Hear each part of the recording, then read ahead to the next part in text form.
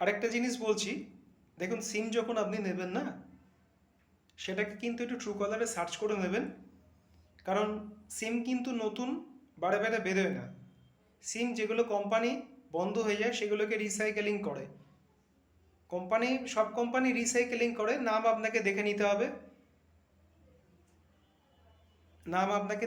হবে। তাই বলছি, যখন আপনি সিম কানেকশন নেবেন এয়ারটেল, জিও, ভিআই, বিএসএনএল, নামটা শুধু সার্চ করে নেবেন, দেখে নেবেন সেটা কিন্তু কেউ ইউজ করেছে কিনা। অনেক সময় দেখবেন ট্রু কলারে নাম আসে, তাহলে সেইটা কোম্পানি রিসাইকেলিং করো, তার নাম সেভ করা আছে, বন্ধ হয়ে গেছে, সেটা কোম্পানি আবার রিসাইকেলিং করে ছাড়ছে।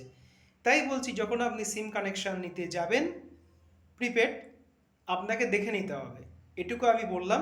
ফেস অথেন্টিকেশন দিয়ে নেবেন। আর যদি ফেস অথেন্টিকেশন না নেন, ফিঙ্গারপ্রিন্ট নিতে পারেন, কোনো অসুবিধে নেই। এটাই আমরা বললাম, এটা আমি বলছি, এটাই আমি বলার উদ্দেশ্য হচ্ছে এইটাই। কেন বলছি, ট্রু কলারে ধরুন নামটা অন্য লোকের এলো, আপনি সিমটা নিয়ে এলেন, তারপর গিয়ে আপনি যার কাছ থেকে সিম নিয়েছেন সেই ব্যক্তিটিকে আপনি বললেন, দাদা আপনি কি সিম দিয়েছেন, আপনি অন্য লোকের সিম দিয়েছেন, সে কিন্তু দায়ী হতে পারে না। যারা সঠিক কাজ করে, আমরা যেমন কাজ করি না, আমরা সিমটাকে বলি, দাদা আপনি সিমটা নিচ্ছেন, নিন, একটু দেখে নিন। আমরা ট্রু কলারে সার্চ করে সিমটা দিয়ে থাকি, যে কোনো নাম নেই তাকে দেখিয়ে দিলাম, এবার আপনি সিম নিন, দেখবেন অনেক নাম আসবে ট্রু কলারে, আমি সেটাও দেখিয়ে দেবো।